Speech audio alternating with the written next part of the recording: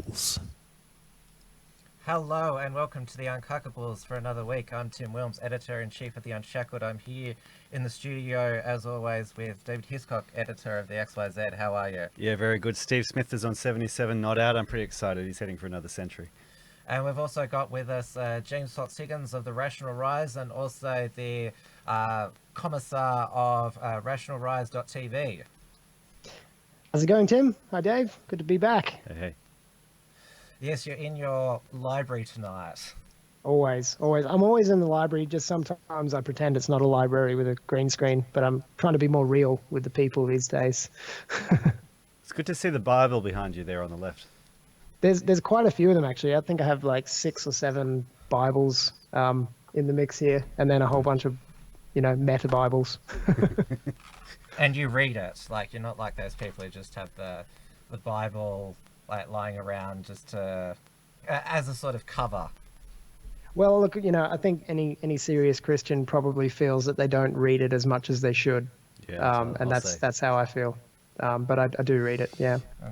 Because what is it, the hotels, they always have like a Bible in the drawer, but then they have like an in-house porn channel.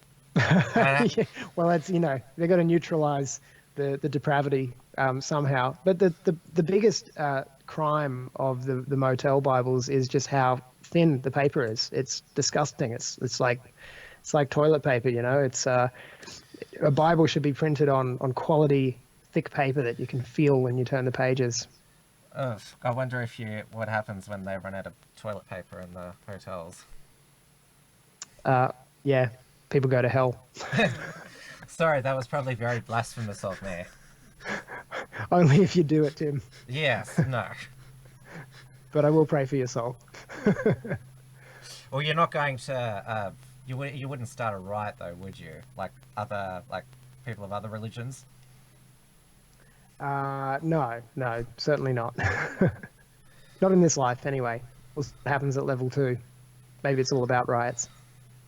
All right, on with the news this week, and it was actually just last week when we were talking about a whole bunch of pedophiles, or there was like a few refugees. They actually got decent sentences, 4 or 5 years, and Scott Morrison announced he was kicking them out afterwards. But then there were those local pedophiles. I mentioned one who raped a teenage boy in a public toilet and filmed it and broadcast it on Snapchat.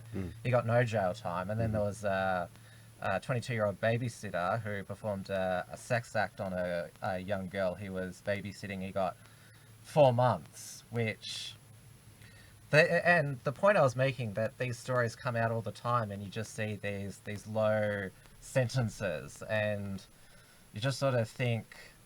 Like, because we've just had Cardinal Pell, his conviction upheld, and so it's dragged out, like, look how horrible the Catholic Church was with their pedophilia, look all the people who committed suicide, yet in the current year the courts are still saying, well, like, you raped, abused a child, we'll give you less than a year's jail. Yeah, you don't do it again, you naughty boy. That. It's really it's this kind of weak maternal approach to something that any sane person would agree is among the most evil of crimes that you could commit. And I think it's in line with this trend towards normalization. And I think it's really very much part of the bigger globo homo political agenda of gradually normalizing all of these things in concentric circles, and the law will follow the culture, and the culture is now getting insanely accepting of pedophilia, and the laws will follow that. And I think we really ought to be stepping the other way. My personal view, if I were dictator, would be we burn them alive when we've caught them and tried them and they've been found guilty beyond a shadow of a doubt. Burn them alive in public square, because that actually creates a genuine deterrent for other pedophiles who might be thinking about committing the crime. They won't, they'll either castrate themselves, turn themselves in for some kind of help and therapy to make sure they don't commit the crime, or they'll leave. And in any case, that's a good outcome. But 4 months, 4 months behind bars and then back out in the community. Or It's not going to stop anyone. or It's an just- invitation to do it again. Or just walk free. Yeah. Did you hear about Yeah. there was the guy who was actually he was set free today? Yes, I've got that story. You're bringing that here. one up, yeah. I've got to bring it over to that Into side the tunnel of doom. There's a killer pedophile guy to release from prison. So, it's 68-year-old. Wait a minute, I'll get the name right. Yes, Michael Guider. He killed a schoolgirl Samantha Knight more than 30 years ago. Released Thursday afternoon after the Supreme Court rejected New South Wales and keep him locked up. They call her schoolgirl. She was 9. Yes. Yeah. Well, Yeah, it should be more specific. Yeah. yeah, because she was 9, but where does it say in the article that she was 9? It doesn't, but Yeah. they said it on the radio. I'm amazed they don't. I'm amazed they refer to her as a schoolgirl. Like, is it, He'll be Yeah, safe. why? What news source is this, by the way? This is the West Australian, which is Seven West Media. Right. Yeah. So why aren't they, when they will call out people all the time and say any negative things they can to highlight the evil of anyone on the far right. They'll go into all the nitty gritty detail against anyone they ideologically disagree with. But why are they not giving the basic fact of the child's age in this case? When, as you guys are right pointing out, a schoolgirl could be a 17 or 18-year-old as well. Yeah. That's it. I'm pointing this out as an editor. That's shoddy. Yeah. Yeah. So he'll be Well, subject. it's more than shoddy. It's suspicious to me. He'll be subject Yeah, to fair a call. 5-year extended supervision order with 56 strict conditions, electronic monitoring with an ankle bracelet because no one's ever broke free of those before. Where have we got here? He was carrying 2 black garbage bags containing his possessions. Made no comment. You're a filthy piece of shit. Well, one yelled at the car ferrying him out of prison. And there was also, man on a scooter put alongside said, "You filthy animal." And there was actually, I think it was a motorcycle crashed into his car. Yeah, really. Yeah. So Wow. that's Wow. just People on were pretty that. up in arms about it. That's just the first day. Well, I mean, what this shows is that people, I think the more sane and, traditionally moral people in our country and in the West at large are going to get increasingly dissatisfied with the weakness that our legal system is showing in punishing these monsters, and in the law and the culture generally. In the police, misdirecting their resources and, failing to prosecute and punish appropriately those who are really putting the community at risk. And usually for political or ideological reasons. As the people get more and more dissatisfied with this, we will naturally see more of a trend towards, riots and vigilante justice against people like this. And obviously that is not ideal and that shouldn't happen. But what else is going to happen when the law isn't doing its job? Yeah, true. And so just true. go on to this was the other- just back to that one. They do actually mention that she's 9, but they mention it a little further down the article. Two other aspects about that case. Firstly, apparently he now actually has a colostomy bag. because he's got a tumor. Okay, right. Okay. Yes. I thought it might be something else, but the other thing is that he only served 17 years in jail. He was already in jail when he admitted to this one. Yes, more than a dozen other children between 1980 and 1996. Yeah, Wow. that's the thing that gets me. So it's not just this one time. Yeah. Like he's actually been convicted of sex offences against more than a dozen other kids. Yeah. Yeah, that's the why is this guy even being let out? Like we know that governments and the justice system have found ways to keep people in prison for the rest of their lives.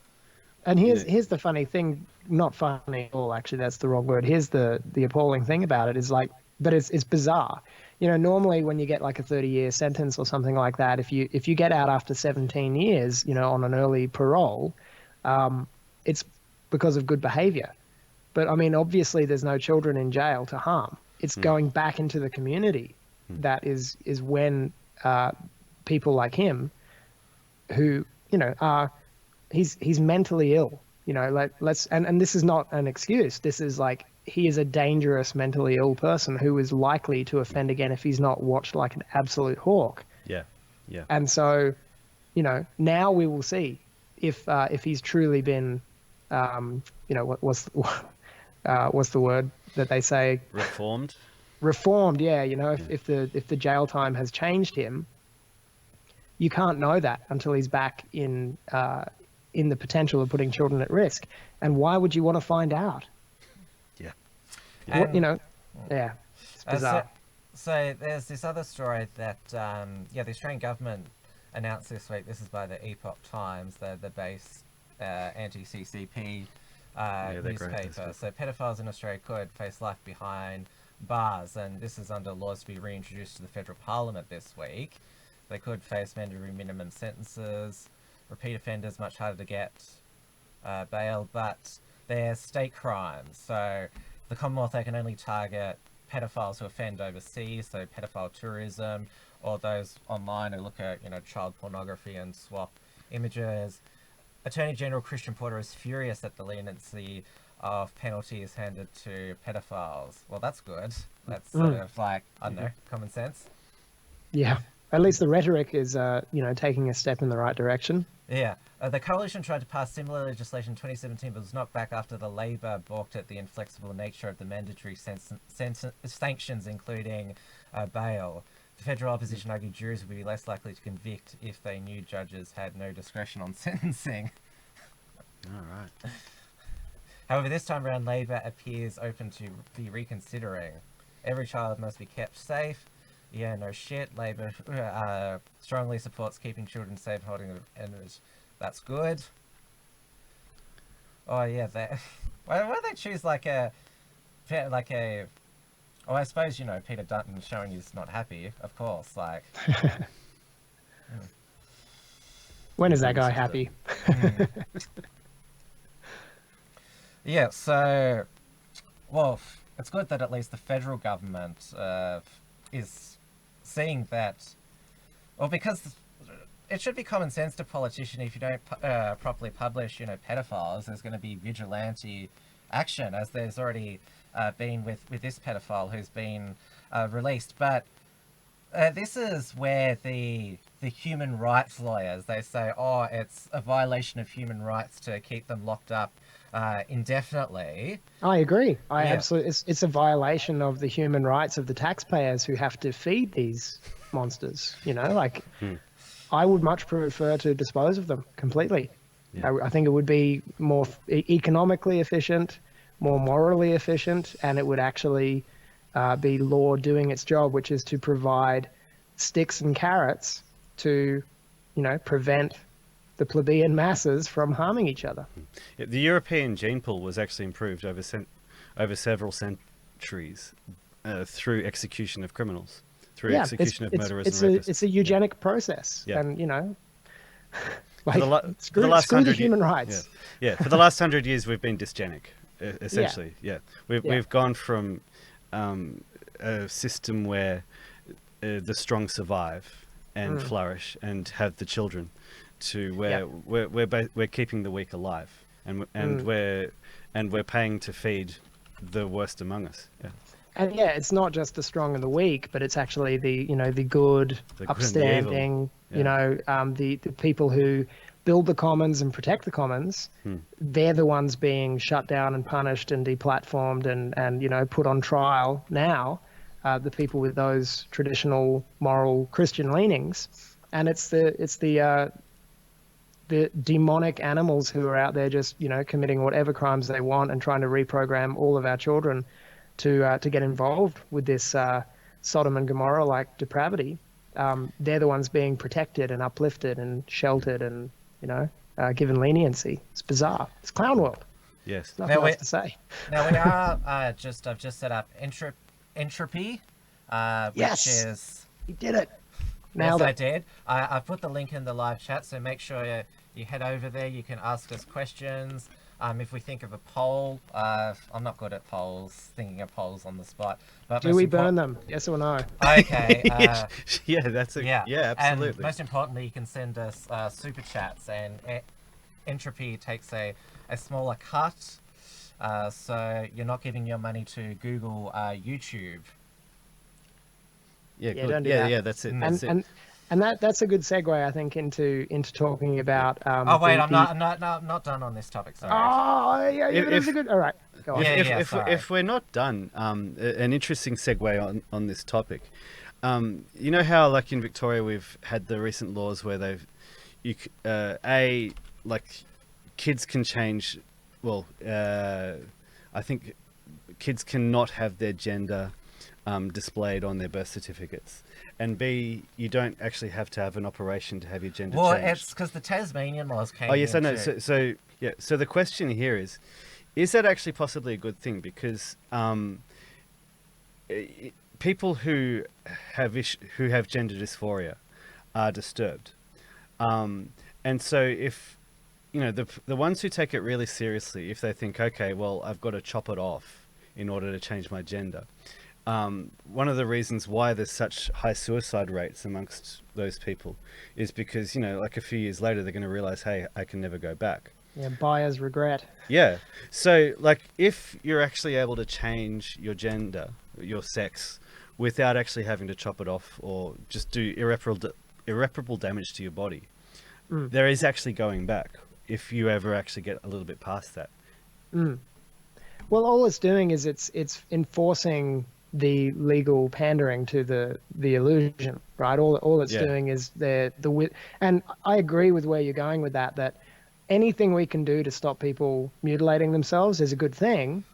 But if it then comes with the force of the state and, the force of the law courts and potential jail time for not buying into the illusion that they're now telling us in writing on your birth certificate, this boy is a girl, this girl is a boy, and if you disagree, that's wrong. Think you're going to jail. If it gets to that point, then it's a net negative. So it's just a different kind of wizardry. They're just they're trying to use the law to force us to say things that are not true.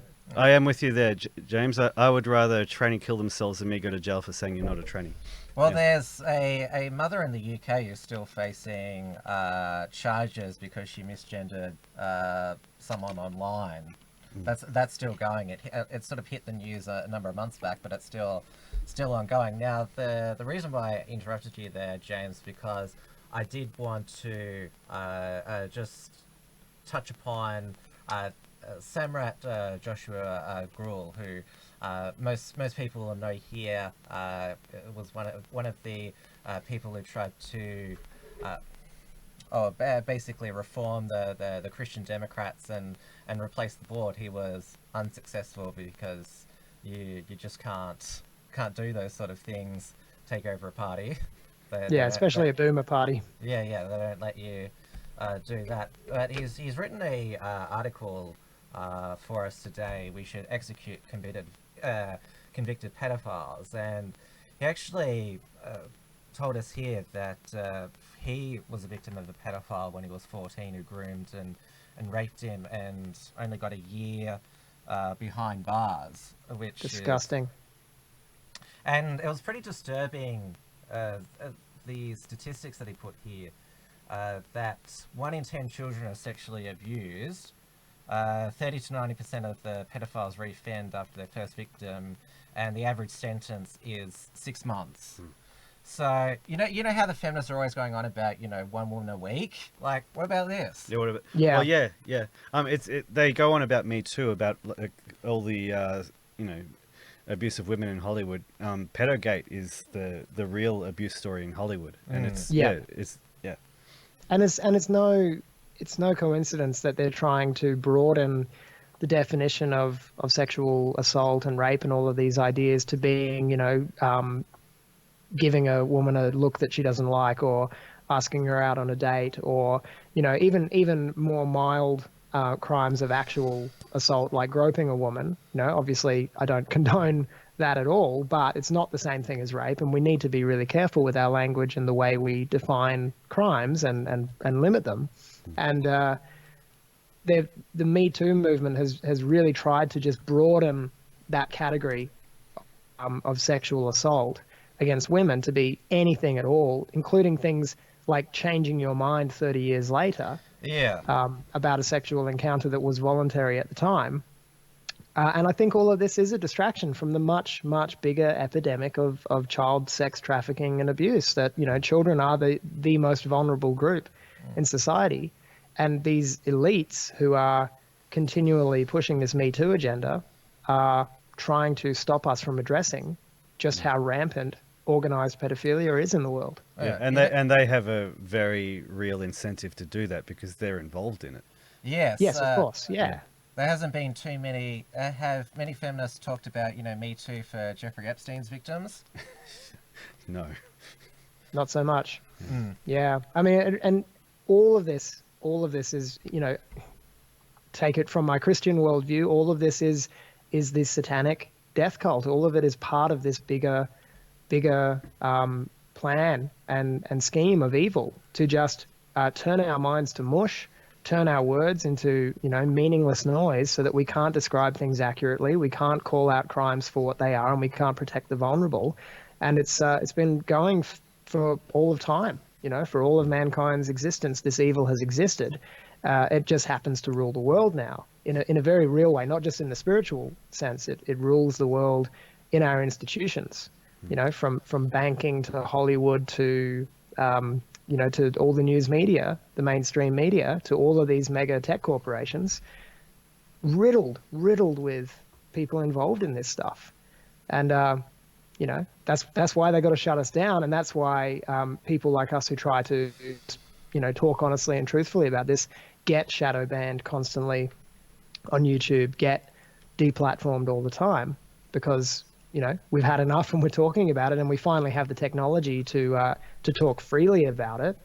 And now, people are finally weaning themselves off the mega corporations and starting to step away from YouTube and Google. And can I see this segue through to the end now, Tim? Talking about evil schemes there, James. We have to read out first. All right. Well, pause that segue. For $3 US. This Fox Higgins, Dunlop, Lowenstein, the first fella is giving the irrational rise.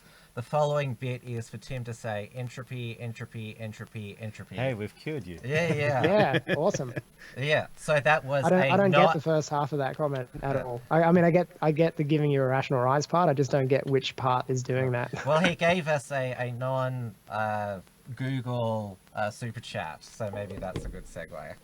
Yeah, excellent. So entropy is one of the tech tools that we've all started to adopt, and we're continually trying to both pronounce and promote. Aren't you glad I helped you with that phonetically last week, Tim? Yes. Yeah.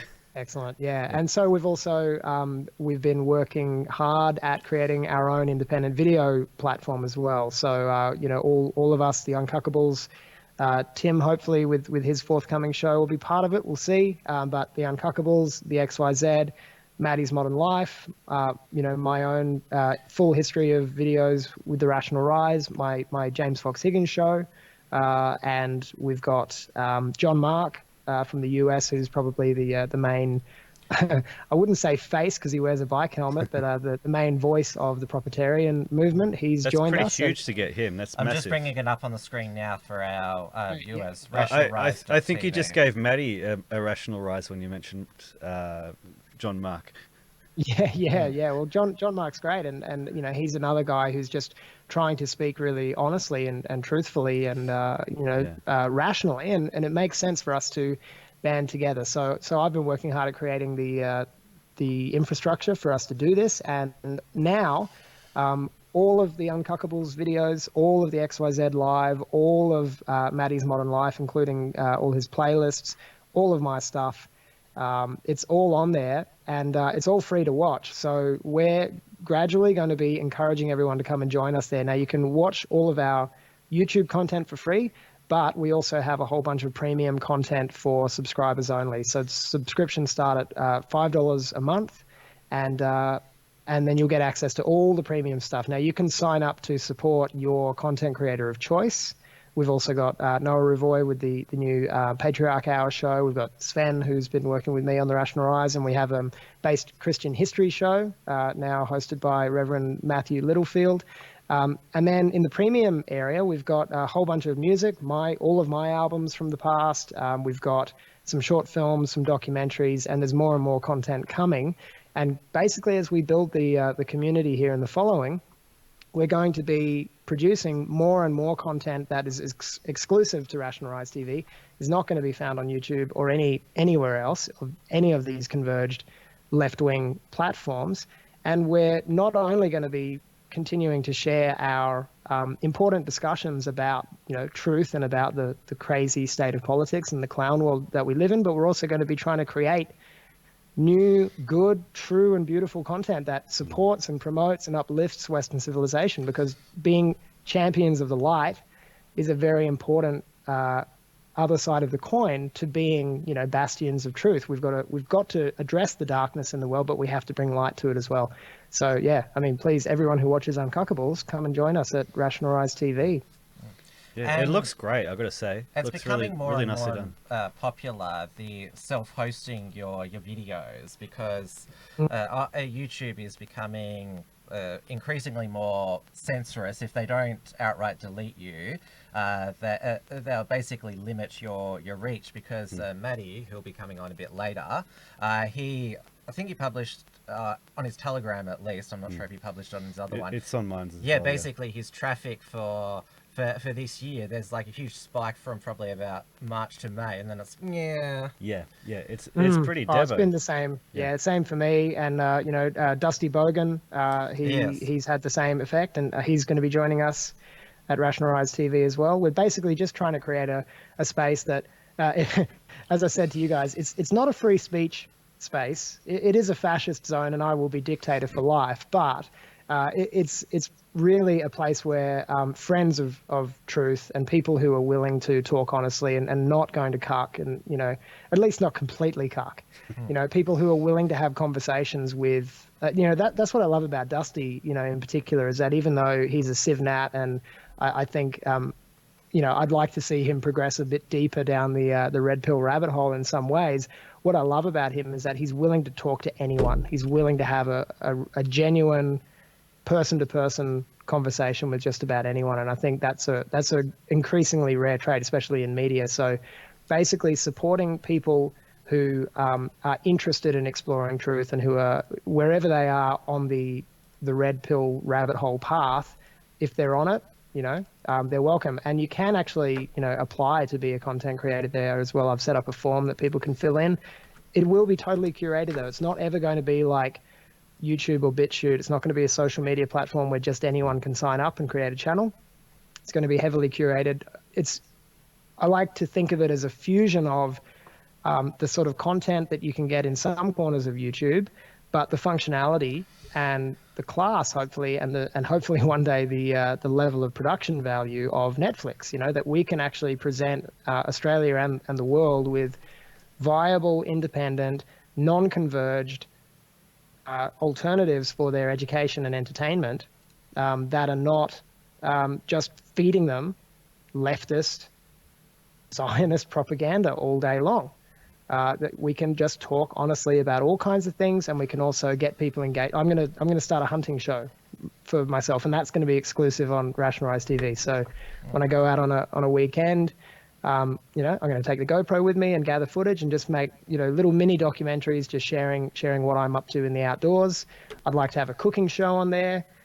My wife and I are working on a show that's totally apolitical, and it's just about knowing yourself and self-development, and gaining tools to develop your agency and to create ease in your life. And we're going to create little documentary series and all kinds of things. The scope is quite limitless, but it's going to be a great place to hang out. So we'd like everyone to get on board at the ground floor while we're taking off. I love the fact that you're basically creating an alternative for people who want to get away from the mainstream globo homo. We've got to get used to the idea that we need to create essentially a parallel state. We can't exactly have an ethno state, but even though we're still living in the West, the occupied West, we can actually separate ourselves as much as humanly possible from the apparatus of the state that is trying to replace us. And this That's is one right. of those aspects. We can also do that by only trading with each other. I'm not saying cut yourself off from everybody like a cult. No, but create a space where you can't be shut down, and where people can come and freely get involved in it, and don't have to worry about being the gatekeepers getting in between us. That's and right. what you're saying is exactly true, that we're an occupied civilization now. And the only way to keep our culture alive is to continue to practice our culture and to celebrate our culture and to be proud of it. And I want to really focus on making Rational Rise TV a place where we are celebrating what is great about the West. So we're going to be creating audiobooks of, the stories of the grim fairy tales and Hans Christian Andersen. And I'd like to start publishing audiobooks of, writers like Marcus Aurelius, and more biblical content from various sources. So that's basically the filter that we're going for here, is if your content celebrates Western civilization and European culture, and if it's good or true or beautiful or any combination of those three things, we want it. We want it on our platform. Good. I'll have to write some music for it too. You mentioned, Please, yeah. James, you mentioned cooking. Is there going to be any vegan segments on these cooking shows?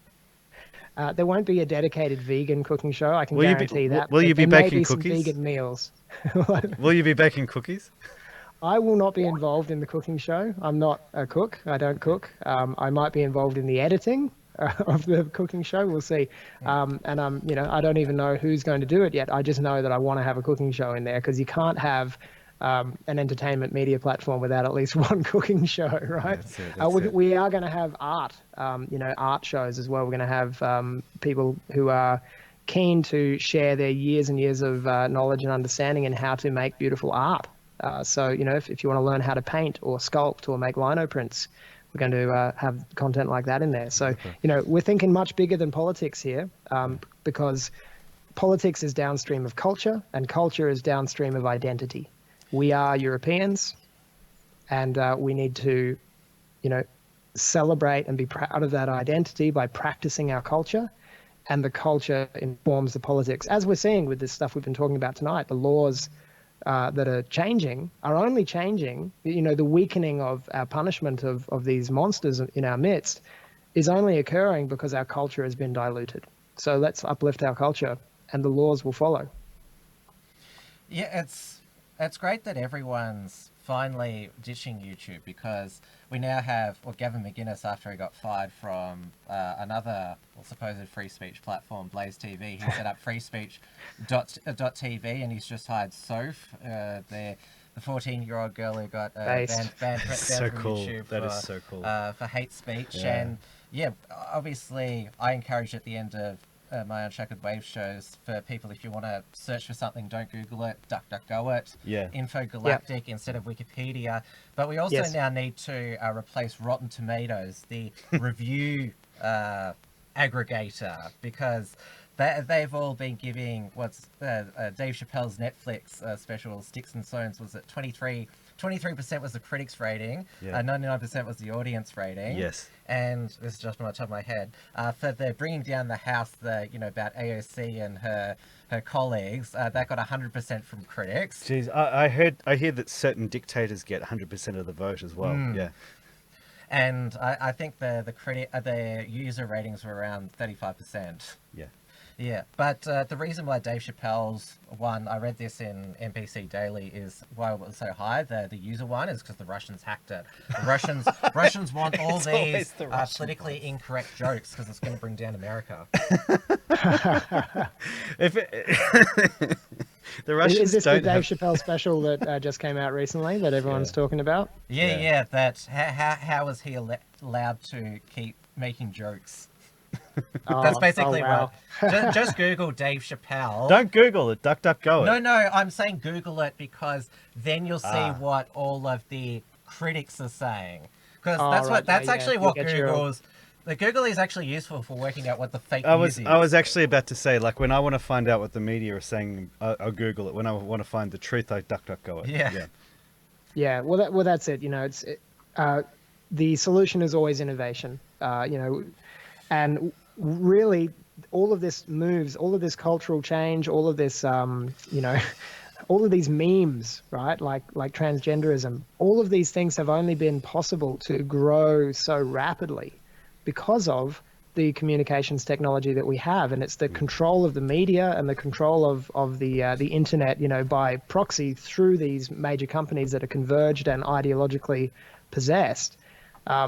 That's how these things are able to take place. And so, we've figured it out now, and the masses are slowly being red-pilled because, eventually in a saturated blue pill market, the only thing to do to come up for air is to start eating red pills, and people are doing it. Ordinary people can no longer ignore. And the big game changer is the way that leftist politics has begun to encroach upon the sporting world in Australia in particular. I said, over a year ago, I said, the moment that this goes mainstream, this globo homo agenda in the sporting world, that will be the tipping point for Australia, where a lot of everyday average working Australians who don't give a shit about politics will get woke. They'll realize what's going on, and it's happened. And now is the best time to be innovating and creating new platforms, and creating the entropies and creating Rational Rise TV and the Infogalactics and the forthcoming Social Galactic that goes with it, and all of these new social media platforms. I mean, Gab and Minds, they're all well established now, but people are keen, and people are starting to leave the converged territory, and we can. So let's do it while we can.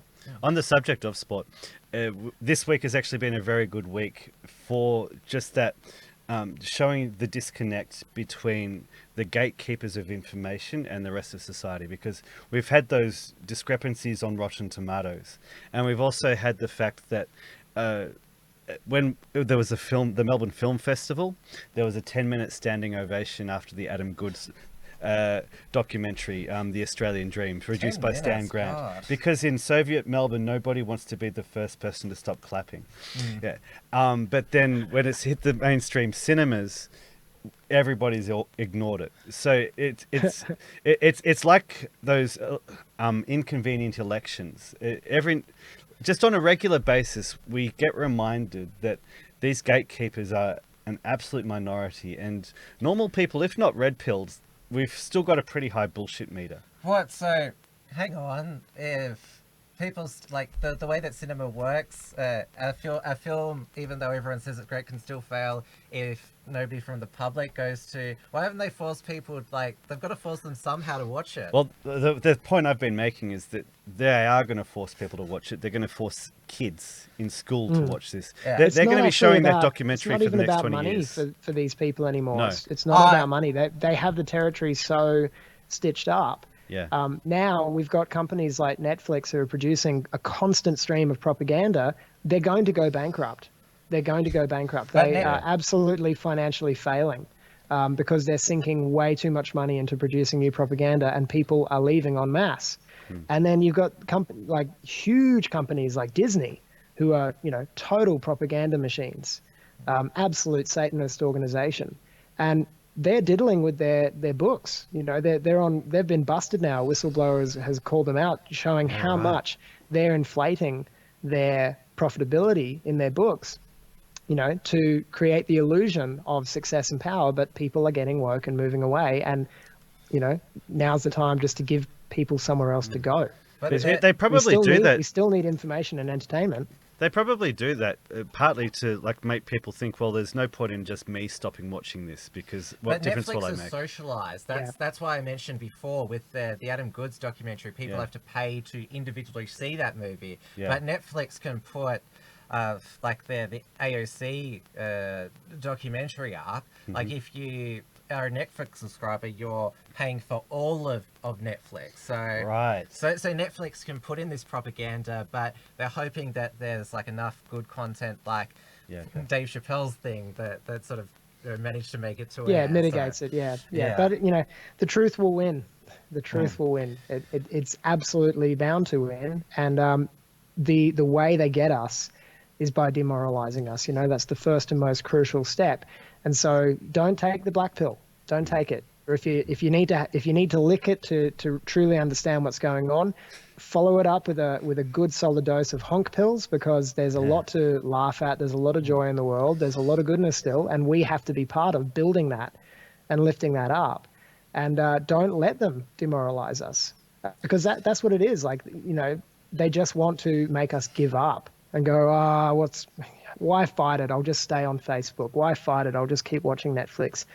Just get out. Just get out, and we can kill them. Netflix and submit. That's what the slogan should be. Yes. We can destroy Make a these meme. companies We need a meme by the end of this stream. Yes. Yeah. All right. Yep. Matty's being a diva and demanding to come on. I can't believe it. He's going to miss the elimination final for this. Maybe it's half time. I'd recommend, James, once you hop off, check the live chat, because there was a lot of show ideas. Yes, I've been looking at them. I've been seeing a few there. There's a couple I should probably... Oh, no, I won't read them out. James, I've been trying to push the idea of a Trad Thought bake-off for years. You reckon you can get that going? Or a sandwich-making competition? Well, Subway is going out of business, so who's going to make the sandwiches? The Trad Thoughts, yeah. Lauren Southern in an apron, a small one and nothing else. And that's it, yeah. Yeah, because I'm pretty sure that goes against food safe handling, but who cares? Yeah, well, none of the white knights care, that's for sure. All right, guys, thanks for having me, and everyone watching, thanks for watching this part of it. Matty's coming on next. Make sure you head over to rationalrise.tv and peruse the catalog while you listen to the rest of the show. Put it in the live chat afterwards, James. And any other links you want people to check out. Well, one step at a time. All right, thanks, guys. Have a good one. Cheers. See ya. See ya. Anybody got updates on the footy? Or I'm sure Matty will let us know, actually. Yeah. If he's monitoring it, I'll just tell him, call us. I see. Hang on. Australia 4 for 215. And that's what my phone's telling me. Steve Smith, we do 82. have this show in podcast form now, so by the time this goes on podcast, it's going to be out of date. That doesn't matter. It's an historical document. Hello, Matty. Howdy. Oh, God, you stupid. Turn your microphone down. Hey? Turn your microphone down. How? Is that better? Not really. I'll just have to... Is Matty too loud? Tell us in the comments. Yeah, he's too loud on mine. Yeah. I mean, Dave is already too quiet. No, it's... I don't know. Hold on. How's the footy been, Matty? Last I checked, West Coast were way out. Yeah. Is it a good match at least, or? I don't know. I heard the commentators at Essendon were fighting to get back into it while I was sitting here waiting for James to crap on. Hey, James is promoting our new livelihood. I know that, and I do appreciate that, but I'm extremely tired. Just means that I can only come on for 20 minutes now, unfortunately. Dave did sort of nail it. I am half falling asleep, but I do want to watch the football. Yeah. And it's a big halftime game, doesn't last that long, Yeah, and I did say that I was going to come on today, so I can't break my word. Yeah, suck it up, princess. That's not very nice, Tim. Yeah, well, you're behaving like. You didn't hear what I called you before. I'm gonna be a big angry princess watching the footy. Come on, that's like a Hannah Mouncy princess, a trans princess. Women can be pretty loud at the footy sometimes. Yeah, they get fairly shriek though. They're like that high pitched shriek. Yeah, Dave's really quiet at the footy. It's probably because when we went, Hawthorn won by 70 points. Yeah, we got done. You should hear me when we start winning. Yeah. Or when we're with a chance. Yeah. Oh, yeah. Yeah, we should go to the footy again. I didn't really go that much this year. Yeah, I think didn't Melbourne beat Hawthorn this year? Probably. We should have gone. And you actually probably cost us finals, to be honest. Yeah. I think you actually invited me, but I was out of busy. the three of us here, whose team's in the finals? Oh, who do you go for? Brisbane Lions. Oh, really? Yeah. Ooh. So we have a rematch against Richmond this week, but we're at the Gabba. Actually, I don't know who I want to win. Actually, yeah. ABC, anyone but Collingwood. That's Anyone? me. Well, I don't mind Collingwood because Collingwood always get disappointed. So I wouldn't mind if Collingwood beat Brisbane in the grand final. That'd be kind of cool. But here's the thing: I would love it if Brisbane won the grand final this year because it would give Hodgie a 5th grand final, and that would be pretty awesome. Yeah. Or 5th premiership, you mean? I'd have to go for Brisbane, unfortunately. So me and you, Tim, will be on the same team if Brisbane make the grand final. And I've never seen a losing grand final except for the first one that I watched. So Sydney Hawthorn. Sydney Hawthorn. I got absolutely plastered that day because I won grand final tickets through work. I got like a special award because I'd done really well. That was back when I actually worked hard. And I was watching it the whole time because Hawthorn hadn't made the finals yet. But it was this whole thing. Well, they hadn't made the grand final yet, but it was this whole package. So it was a full-on sport weekend away in Melbourne. That is away in Melbourne, where we were going to get to do rally car driving, and then go and get basically a full-on corporate package for the grand final, and basically an open bar all day. The racing was cancelled because it was too wet. We had to go and do go-karting, which was still pretty fun. It's all right. But then the next day, when we went to the corporate thing, we got there by about 11, and honestly, first thing they give you when you walk into the area is like a schooner. And were you still drunk? I was like, whoop, here we go. And, so I've had a schooner, and then I had 3, quite a few before the game started, and then once the game starts, you weren't allowed to bring your glasses down, but you could use plastic cups. So I basically had 2 plastic cups the whole time. So I get 2, go down for a quarter time, go and get another 2, go and have like 2 schooners at half time, then go and take 2, and then 3/4 times I had like another 2. Yeah. So by the end, I was just absolutely. I don't even. You were kind of like you were on election night then, huh? No, that was sober compared to how I was. I was legless, like because people think they got a show like when you were on air. Should have seen you off air. It was amazing. Yeah. Especially when the Prime Minister came out. Yeah, he deserves it though. What a fat old coon. Look at him. So you sacrificed your extravagant lifestyle to be with us. I did. I did sacrifice lying on the couch watching the footy just to talk to you and Dave. Are we supposed to be talking about content, or is it just Matty giving you stories? I want to see how long we can keep this going. You and Dave are the king of the tangent. I want to see how long we can keep this going. Personally, I want to see Richmond. I want to see Richmond beat Collingwood by a point in the grand final. So I'll take back control. It's from Senator Slayer for $3. Video quality is amazing. What have you changed? Since it's coming from Senator Slayer, I'm not sure if he's like being serious or it's some sort of secret jive. So it's the same video camera we always have had. So if it looks better, then yeah, that's good. All right, yeah, let's go back. Thanks for the money. Yes, Neil. yes. Much appreciated. Yeah. Thank you, Tim. Yes, even if it was like a jive or anything like. Hey Dave, how good is Entropy? Like, Entropy is the best way to interact with the audience. I'm just going to shill the crap out of it because it's amazing. Yeah, do it. It's an alternative to YouTube. It's the best. Yeah. And how's this for James? I don't know if he's watching now, but maybe we can tell him later. But how about when he gets Rational Rise TV set up, he merges it with the streaming. He merges it with Entropy, so it's like built into Rational Rise TV. He was talking about it, yeah. He was talking about it, yeah. Okay, sweet. Well, see, great minds think alike. I came up with that independently. Yeah. Well, there are some people who believe that you and James are actually the same person because you never appear at the same time. No. James is much prettier. Hey, I've lost a couple of kilos over the last couple of weeks. I've started changing my diet, and I'm really, I'm going to try and slim down so I'm not such a fat old frumpy, grumpy man. I'd love to be able to play a season of footy if I could. I'm terrible at footy, but I love it. Yeah, well, I'm old too, so I'll probably get hurt. You'll be able to document your progress. Like, well, 'cause Yeah, you're on camera well, all the if time. it's anything like soccer last night, I'll probably last 20 minutes and then get a shin hit. Like I got a hit in the shin when I went diving for the ball as a goalkeeper, and then I got a corky about 5 minutes later. So I decided to call it a night.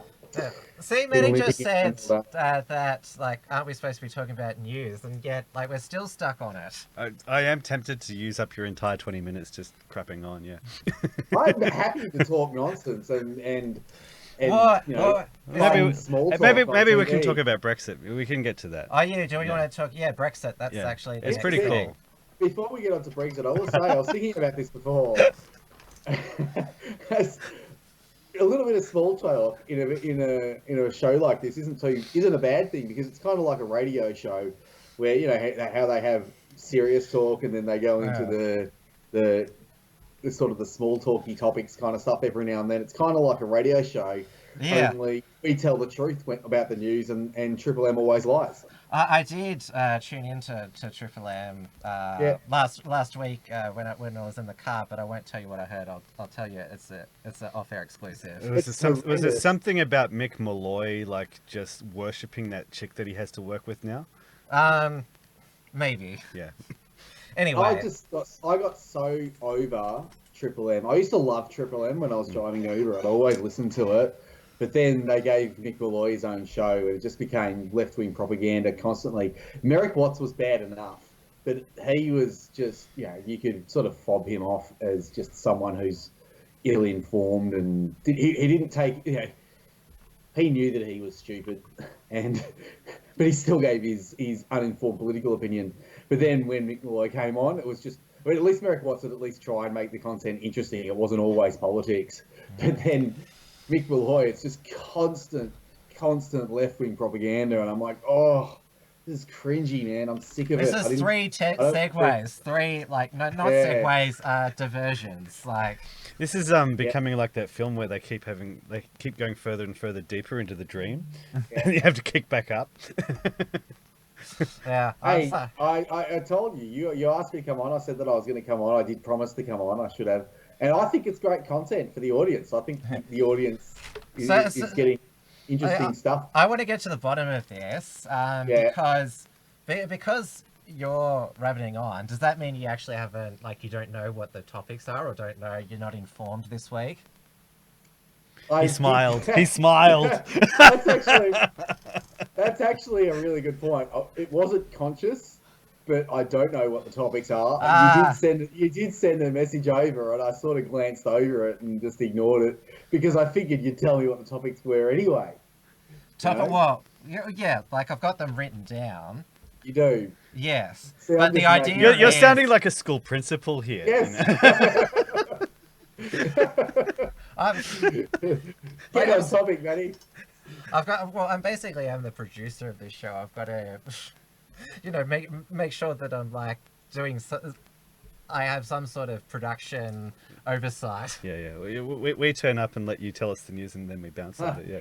What's our production process, Dave? We just turn up, we say, let's talk about this, and then we find two articles. If we've got two articles, we know we can go for an hour and a half. Yeah, that's right. Yeah. And we just go over the articles, and then we just say whatever we want in the time being.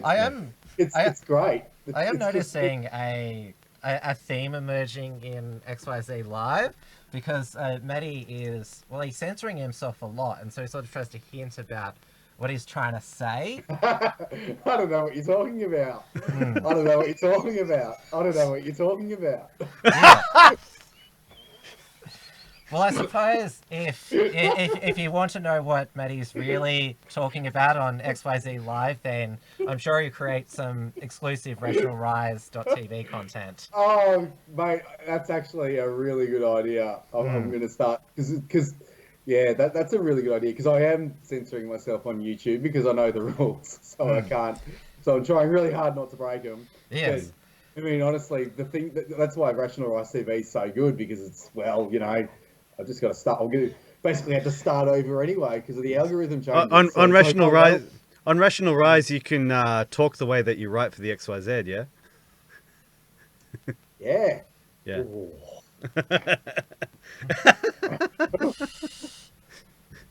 Yeah, so that's going to be another benefit of you all going over to Rational Rise TV. That James should have actually mentioned that as the tagline. We'll tell you what we really think. Oh goodness, I wish I could actually. I don't know. It's what Matty it's really a good thinks. thing to just tone it back a little bit. Yeah. But still, it's not. Well, there was a certain XYZ article you wrote earlier in the week which was pretty full on. I don't know what was the title of that article, Tim. I think if people go to xyz.net.au and look at Matty's last article, they'll know what I'm talking about. Yeah. We discussed who is behind internet censorship. Who? Who? I don't know. You'll have to read the article. Yeah, I see what you did there, David. Yeah. I don't know what you're talking about. Talking about. Okay, boom. I think Brexit, if I get when I get up to Brexit, Matty's going to to be like, "Oh, sorry, yeah, you gotta go." Yeah. I can stay for probably another. I think half time just finished, so I can stay for a bit longer. But I'm enjoying this. It's nonsense talk, so I can do it. Okay. Well, do you know but anyway, what's happened? let's talk about Brexit. What's happening, Matty? You tell us. Prove me wrong. Oh, here we go. You are the school principal. Yes, exactly. You're like, come on, get in front of the class and tell us. This is like the trope where the kid who hasn't read the book has to get up and say that, like, I don't know, like, there was a dog and he died. I could totally go on a tangent right now about my times in uni, but I won't do that. I'll do that. Because you got to tell us what's happening with Brexit. You got to tell us. So Boris Johnson, he prorogued Parliament a couple of days ago. Obviously, he was supposed to suspend Parliament until mid-October, I think it was. And then 21 Rebel MPs have voted against the Conservatives to vote in favour of a delay to the Brexit. I think Rebel is probably that. Like that seems like they were doing something noble. Yeah, traitor. Yeah, conservative. See, I'm repeating the propaganda from the mainstream media because they said rebel. But you're right, they are traitor MPs. They're turncoats. One of them actually went all the way to the Lib Dems. Like, yeah. But then Boris has responded in the only appropriate response, and that is to sack the lot of them. Like, that's exactly what he should do, and call for an early election. And then now Jeremy Corbyn, who spent the last 3 years calling for another election, has gone, maybe we shouldn't have an election all of a sudden. It's like, come on, good on you, Jeremy. Like, this is how dishonest these parasites are. What? No, it's because just transparent. They've been calling for another Brexit vote, and now that an election now would essentially be a second referendum, and they don't want to have the election. Yeah. Well, because they know that. See, the Conservatives are polling at like 33. 35. 35, and the Labour Party are like 25, so they're 10 points behind. But also, the Brexit Party is ahead of the Liberal Democrats. Yeah, so what you're basically saying is not only would it ensure Brexit, it would basically destroy the three main political parties in Great Britain. It would basically turn politics upside down. Yeah, it could save the Tories at least, because Farage said that he would go into a coalition with the Tories in order to deliver Brexit, and they're both polling at over 50% combined.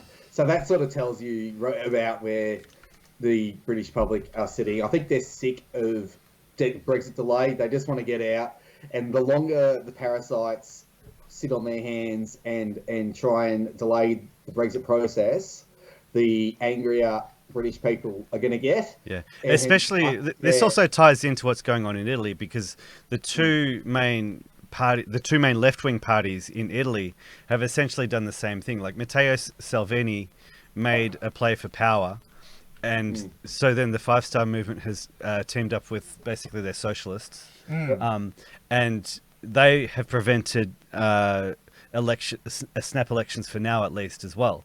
And so you've basically got the elites in both Italy and Britain preventing elections, which would actually let the people of their countries actually determine what they want for their countries. It's just a delaying tactic. That's all they've got right now. Yeah. I mean, I look at what the Five Star did in Italy. Like, they were trying to prevent an early election because they wanted that Salvini wanted to go to an early election, because I haven't been paying attention, but I believe he's getting further ahead in the polls. Yeah. I think he made the calculation that if he could basically take over, I think he made the calculation that if there was an election, he wouldn't need the 5 Star Movement anymore. Yeah, and so they sort of tried to say, oh no, but it's just a delaying tactic, because it's dishonest politicking, and it's very obvious to the people when it's happening now, because people are switched on. Like, people have been switched off for so long, but now people are slowly starting to get switched on a little bit more, and they're paying attention and they're watching what the politicians are doing.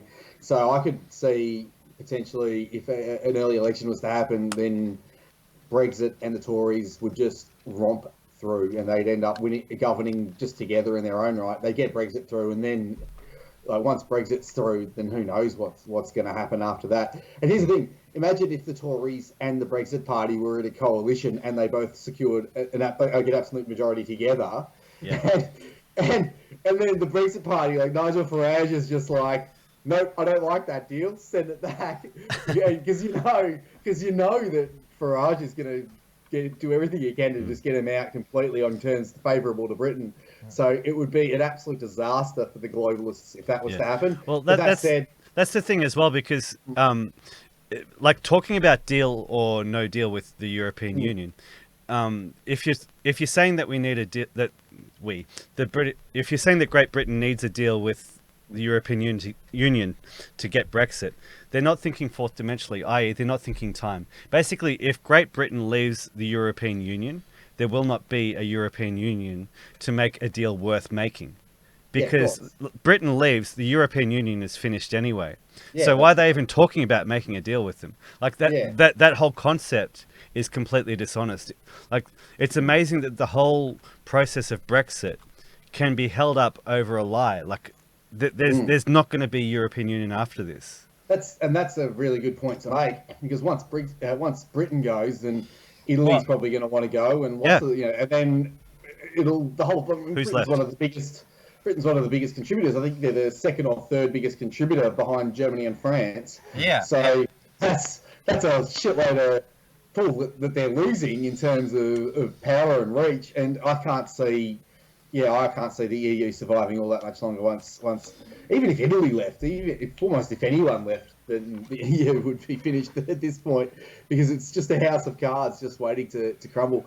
As for Britain, I mean, once they're out and they can start talking about things like immigration, and Boris Johnson's already said that he wants to give amnesty to illegals, which is just moronic and would be they're not actually illegals, because they're taking advantage of, like, the EU, like, free movement Schengen area. So they're not technically illegal, as, like, as some lefties would jump at your throat. What a shill! What a shill! What a bojo shill he is. This kid. Hey, do you want to know? I just got sent some breaking news. Oh yeah. Okay, sweet. Do tell. The Brexit Party just revealed its second transgender candidate for the next general election. What? Oh. All right, just scratch everything I said. Just scratch everything about a coalition. What the hell? Why are they allowing people with mental illness into Parliament? Like, that's ridiculous. Well, they know how to, like, exit something. Their penis exit. Pexit. Yeah. Is it Pexit or Dexit? Yeah, just then. That's an amazing off-the-cuff bad joke, right? Yeah. That's great. Well, I'm just saying they know how to break free from, like, a part of them. They know how to really cut the cord, if you know what I mean.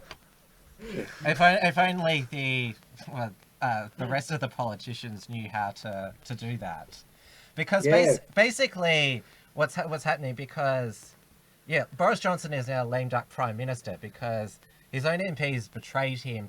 The reason why they were expelled, not for voting against the government, but for taking away the parliamentary agenda from the government, and that's a really big no-no, because in Australian politics, in the Liberal Party, you're allowed to cross the floor, but you're not allowed to support a motion to suspend standing orders, which basically means that the government doesn't have control of the agenda. So that's why they've been expelled. It's not just Boris's just decided, off with your head. They've actually done something really bad. But yeah, now that he's lost control of the agenda, obviously, it should be a general election, but they've got this 5-year fixed term bill now, which means that he can't go to the Queen and call an election.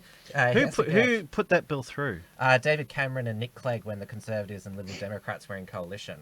Yeah, right. Yeah, so the reason why there was the 2017 one is because Corbyn said at the time, Theresa May, bring it on. Yeah. But of course now Corbyn knows that he's going to lose. Yes. And so but if there's a motion of no confidence, then there has to be an election. So Jeremy Corbyn is not going to allow an election, but he's going to have Boris Johnson remain as Prime Minister, not being able to do anything. So they basically... That does suit the globalists. Yeah, making sure that the House of Commons is as dysfunctional as possible. Yeah.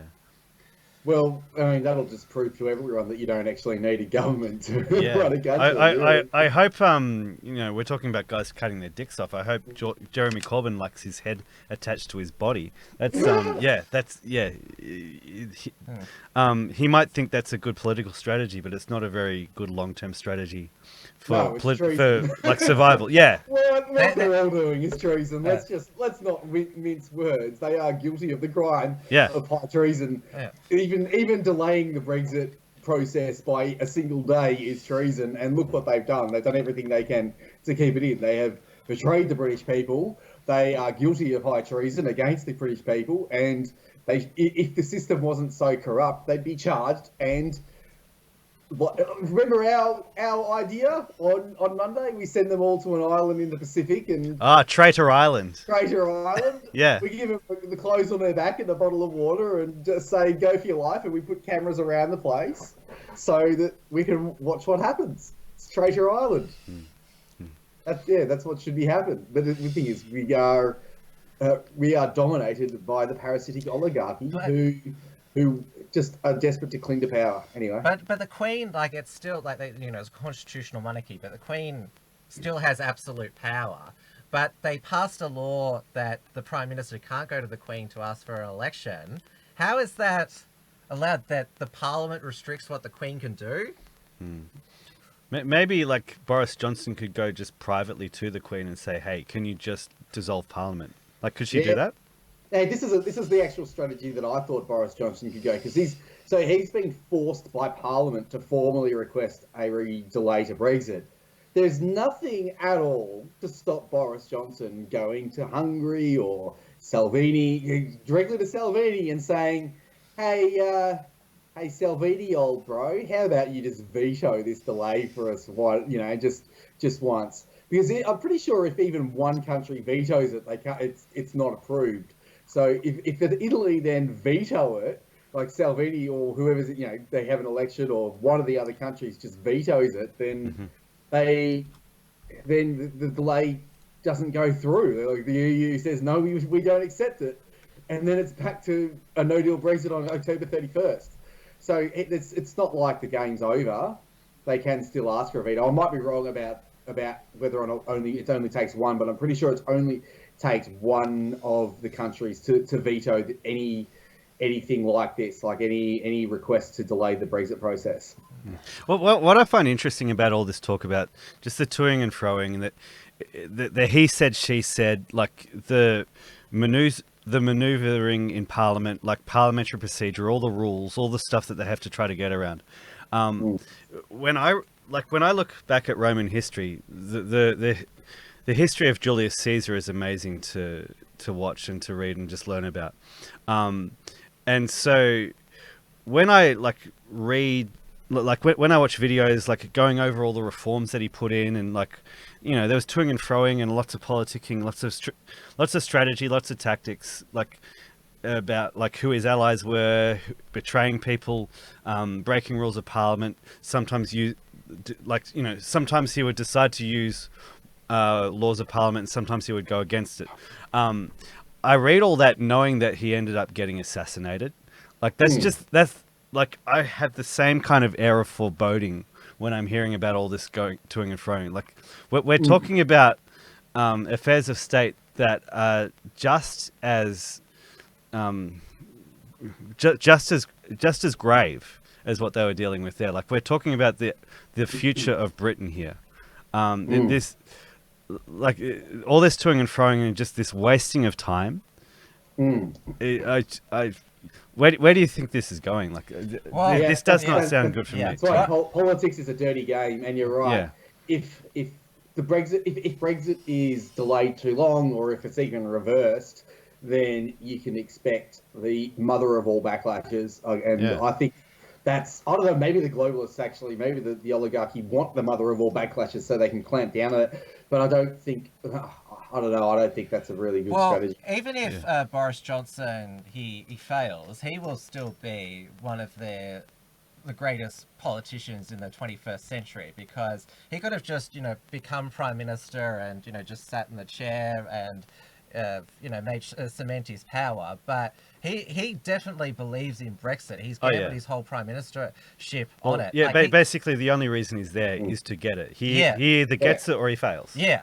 And he's not going to die wondering. And that's what you should be as a politician. That's a really good point, because you compare that to Theresa May. Like, when she cried when she was announcing her resignation, she wasn't crying for Britain. She was crying for herself. She cared about she cared about her own prime ministership. Yeah, and she got nothing. Yes. Like, and she got humiliated, and she'll be remembered as a laughing stock and a fool who didn't have children. Like, even if she's going to die alone. That makes me happy. She wasted her life. Yeah. Even if you're only like prime minister or president for, say, like 2 years, if you radically transform the country for the better, that is a way better legacy than if you're just a do nothing globalist puppet for like 10 years. Well, that's why we remember Julius Caesar, because he saved Rome. And you could he destroyed democracy and let Rome go on for another few hundred years. Yeah. Like, if you had absolute power for like even a year at this stage, you could just do so much. Seriously, you could literally reverse all the damage done in a year. If you were, because the damage is like, the problem is it's the will to fix it, not like the vastness of the problem. There would be pain associated with fixing all the real problems. There would definitely be pain, and you'd have to go through a bit of an economic reset, and you might have troubled times. But once you got through it, you'd end up prospering. But you could, if you really had the will and you had the power to do so, you could fix pretty much all the problems in the West very, very quickly. It's like I said, it's just the problem we have is a lack of will, and this Brexit saga should tell everyone that. Britain voted to get out. Why are they still in? Because the politicians don't want to leave. That's the problem. The problem is that the people who make the laws and the people who are truly in charge have a different agenda, and they have different interests to what the people want. On that note, guys, I am going to go back to watching the footy. Sure thing. Right, Steve Smith is on 96, 1-4, and he's got another time. Sleep well. Nice. Have a good one, boys and girls. Cheerio. So we're going to take this home, Tim? Still plenty to that's what I mean. Discuss. Like, we're going to keep it going. That Matty's not here to basically hijack everything. Yeah, I'll just let you talk, and I'll just keep following the cricket scores. How does that sound? Yeah. Hang on, I've just got to minimize the Skype, because we don't need that anymore. Hey, you can't say that. What? No, nothing. Alright, so we're going to do a Hong Kong update, because the people of Hong Kong, they got a slight reprieve. Carrie Lam, what is she? She's the leader of Hong Kong. I can't quite exactly what her position is. Puppet. Yeah.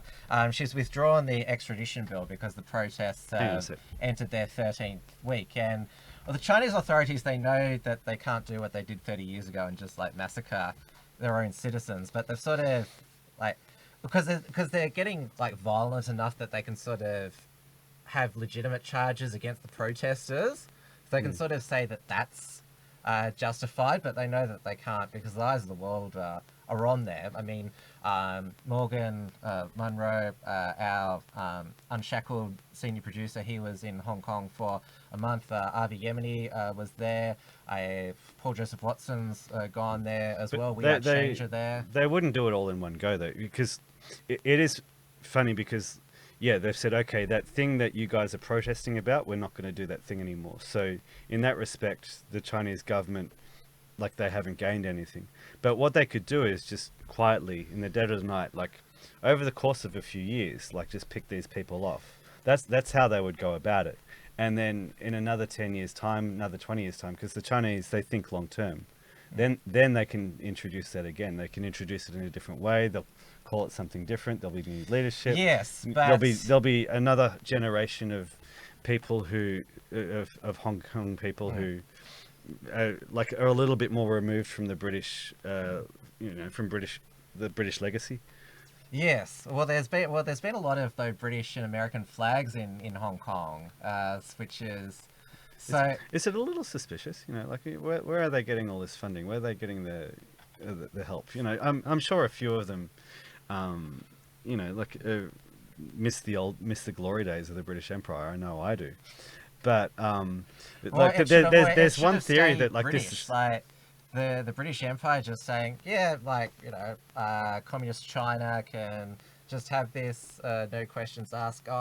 Make sure you just have democracy for 50 years, and then after that you can do whatever. Yeah, we trust you. Yeah, we trust you. Yeah. It's basically kicking the can down the road, and this is what China is basically doing here. They're sort of saying, okay, because they said they were going to delay the bill, and now they're withdrawing it. So it's sort of like, oh, you won for now.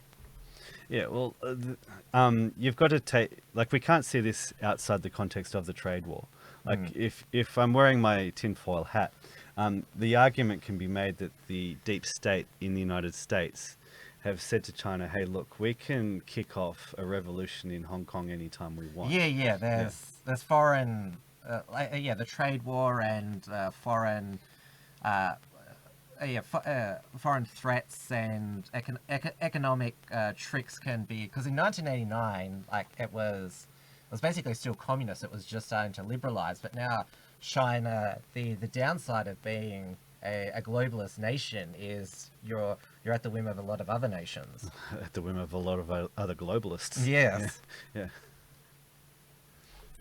So yeah, a victory somewhat in Hong Kong.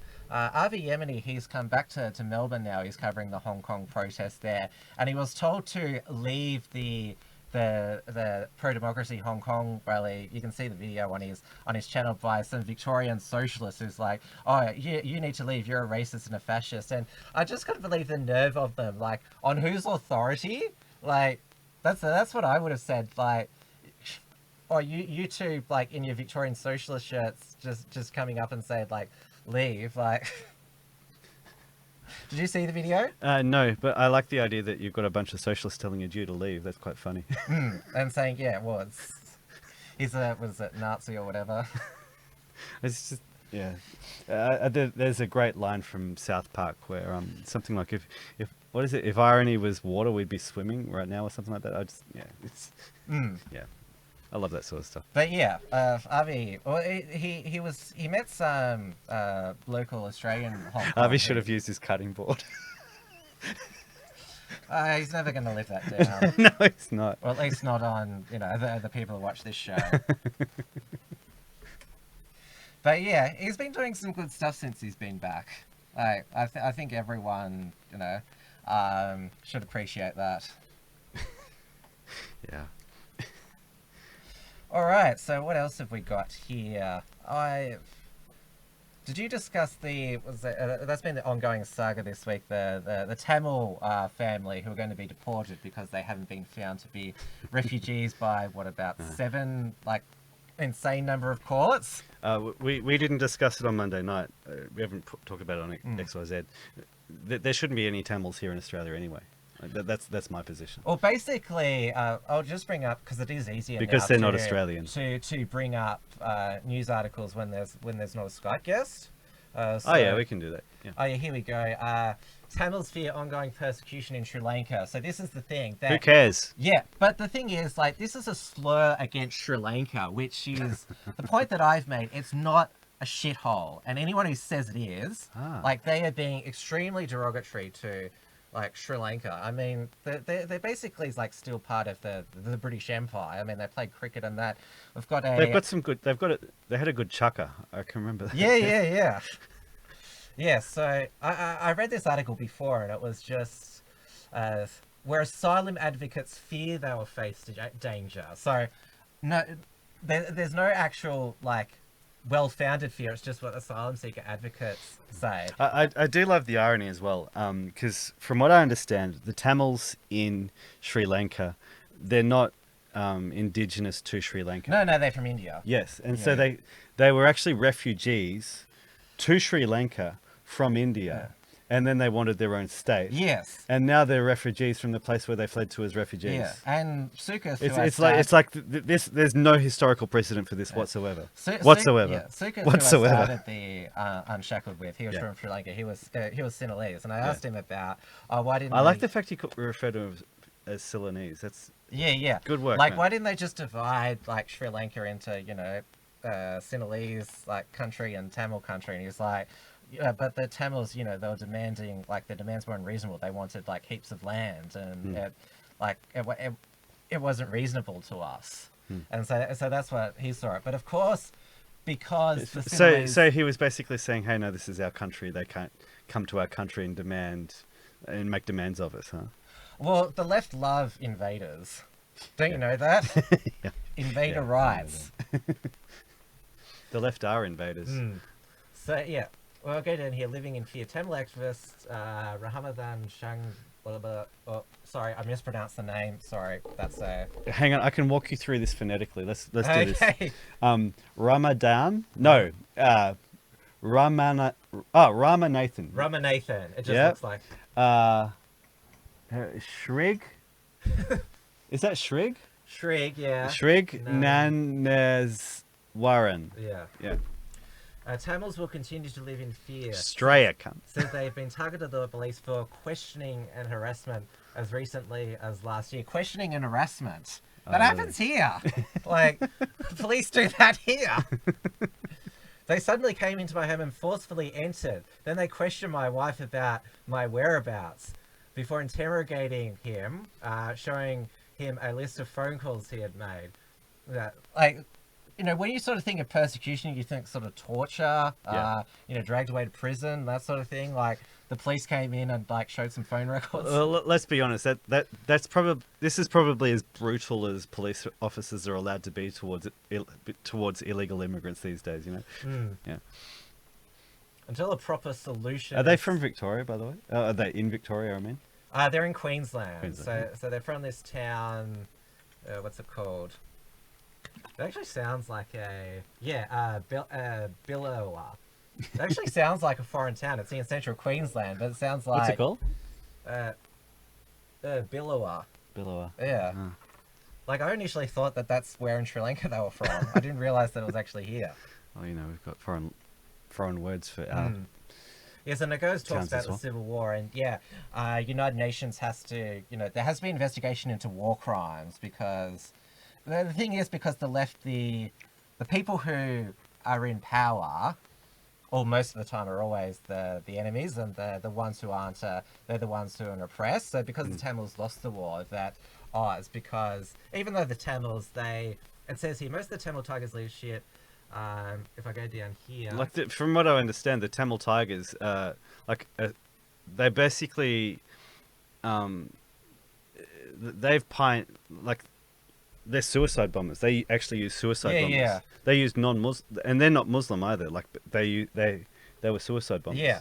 Let's go down here. There's Mario Arathis, advocacy director for People Equality of Belief, said it's only 5 years since abductions and killings were basically a daily occurrence in the island. So he said it's only 5 years since they didn't happen, which means they're not happening. Either way, I don't care. They shouldn't be here. I'm just making the point that they're not in danger. Like, courts found that they're not refugees. As we go down here, you are right.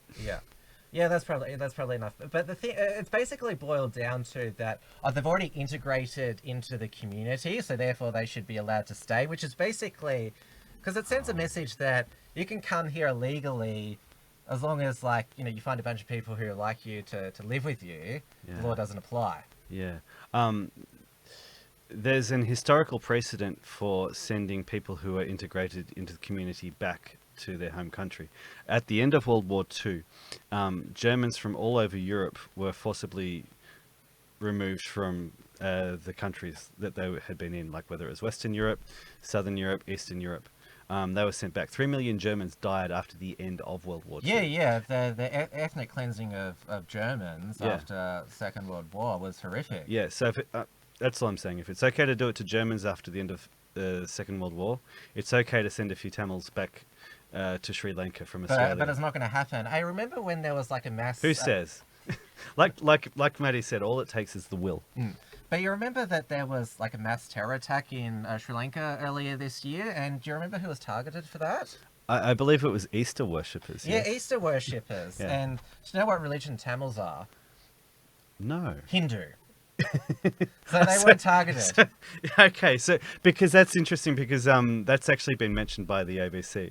The terrorist attack was mentioned as one of the reasons why maybe they fear going back to Sri Lanka. That's a really good point. Yes. That is because so, of instability, potential instability. Yeah, that is such a misleading report. Like, because they probably think because, they just called them Easter worshippers. Well, yeah, I think to be completely correct, I think the ABC was saying that like it could be one of the reasons for an uptick in refugees from Sri Lanka. But it's still the Tamils that are coming. Yeah. The people coming by boat are not the Christians. So, because there was a whole bunch of Tamil boats that came after the federal election because they thought that Labor was going to win. Yes. So there we go. Another Thursday night, another deconstruction of a ABC false narrative. Yes. Yeah. So, yeah, where I come down on this is like, they've been found by, not just Peter Dutton and, his like horrible, border force, but, the courts, they're supposed to be the bleeding hearts. So there is this last minute injunction. So they're on Christmas Island. But yeah, it all comes down to me that if you're coming from Sri Lanka now, you're basically a queue jumper. I mean, Sri Lanka has blossomed since the civil war ended in 2009. And like Sukith, who I used to work with, he used to go back to Sri Lanka regularly. It's Why doesn't he stay? I don't know, maybe he will. He must go back. There was that great little meme I saw of Sukith a few years ago, actually. What is it? He quack, he attack, but he must go back. Yes. Well, you want Samraat to stay, don't you? He wrote a good... Samraat? Yes. No. Okay. Yeah. Well, he's going to be on the Uncockables in the next few weeks. Yeah, it'll be the showdown. Yeah. Yes, it will be. And I'm sure our live audience here will love it because... Where's he from? India. India? Yes. You can make India based. Because it was already... The people in the live chat, it was they were already into a frenzy when we've had Australian Meditation, Stephanos on, and then we had Joel Jamal on last week. So they certainly have like a certain sort of flavour to this show. Flavor, yeah. All right. I was going to get to it with James, but we didn't again. I tried to segue into it, but James was just keen to. I was enjoying holding you up. Yeah. Fuck you. That's all I'll say. Hang on. How's Steve Smith gone? Okay. Yeah. So what I was going to bring up that there's.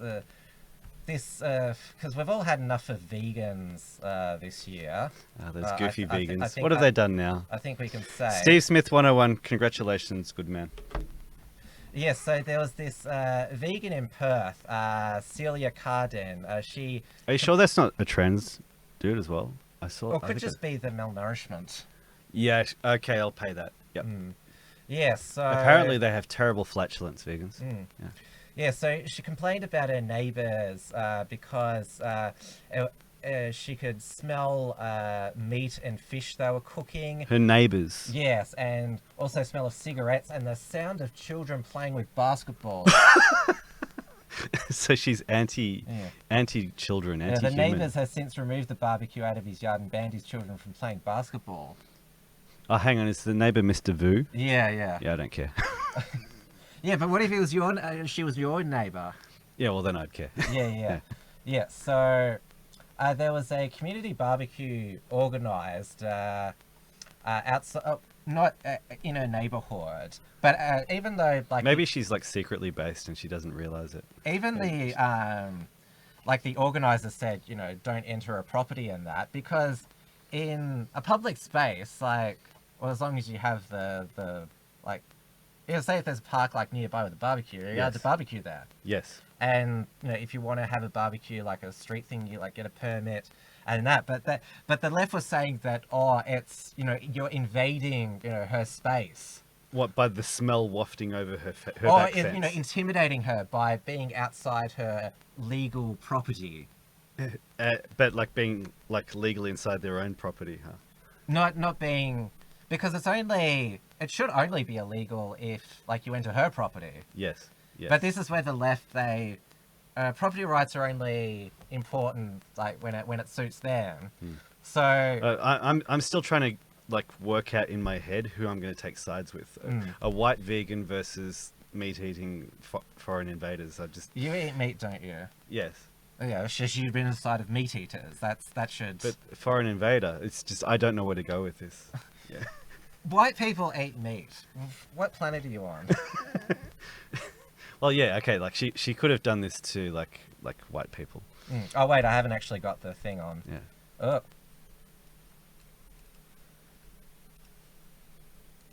Oh, what's happened now? I thought I might need the chat to decide this for me. Like, who should I pick sides with? I thought I fixed this. Hang on. I know what to do. Yeah. I think we've done now. I want to go into this story now, because this was on Neil Mitchell on Monday while I've got it up. Word warning, don't call them junkies, addicts, or even drug users. Oh, what happened there? Well, he had Neil Mitchell, Linda Lucas from the Alcohol and Drug Foundation. The language that we use can have a detrimental effect on people. Yep. So you shouldn't use junkie, druggie, drug user, or drug abuser. That should be hate speech. Oh, wow. So what are they presenting as a solution? Okay, well, not even addicts, alcoholic alky, injecting drug user or intravenous drug user is acceptable. Only allowed is person who uses or has used alcohol or other drugs. Oh my goodness, like that whole sentence. Yes. Wow. It's like how you're not allowed to say coloured person now. You have to say person of colour. Yeah. Well, like, that's the irony about like these constant word changes, because like they say, okay, you're not allowed to use that word because it has that negative connotation. So you've got to use this other word that doesn't have a negative connotation. The thing is, you can change what people use to, you can change the word that people use to mean something. But you're not going to change the way that they think about that, like whether it's black people or drug users or homosexuals. So eventually, the new word that you are allowed to use for that group of people is going to be associated with the stigma anyway. So they're going to need to keep changing it on a constant basis. But it's part of this push to just say that, taking drugs, it's a legitimate lifestyle choice. That's what it is. Like, yes. I'm a libertarian, so I support legalized drugs, but that doesn't mean like I think you should like basically have it as a lifetime habit, because dependence on any substance, even if it is like caffeine or whatever else, it's still unhealthy. But like I see like how ridiculous the drug war is, how much it's cost us and that. But saying that, it's not only do we have to end the drug war, but we have to, or basically police how we speak about those who use. Wouldn't it be ironic if you can't send a junkie to jail, but you can send somebody to jail for saying junkie? Yes. Yeah, it'd be like what is it? You can't put somebody. What is it? You're allowed to kill a kid, but you can't send a woman to jail for killing a kid. I.e., like if the kid's still, I'm talking about abortion here. It's no,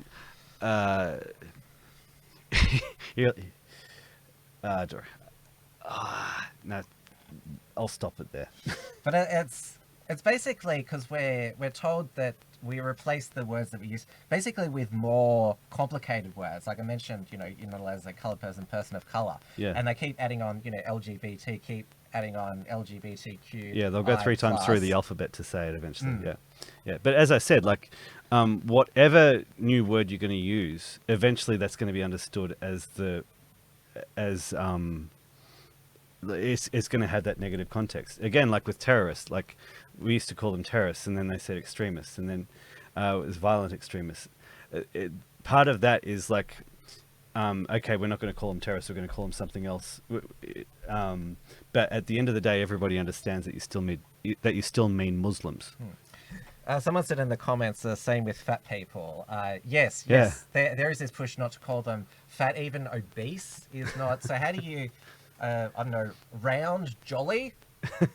I prefer the word disgusting. The thing that gets me is fat fingers. I hate fat fingers. And the person who with the worst fat fingers in the whole entire world is the singer Adele. Oh yeah, like she's only famous because like she's got a good voice.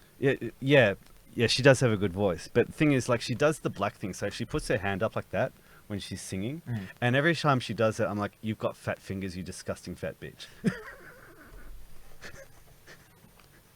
Oh, the other thing is, like, you're just big boned. Remember South Park? Cartman's like, I'm not fat, I'm big boned.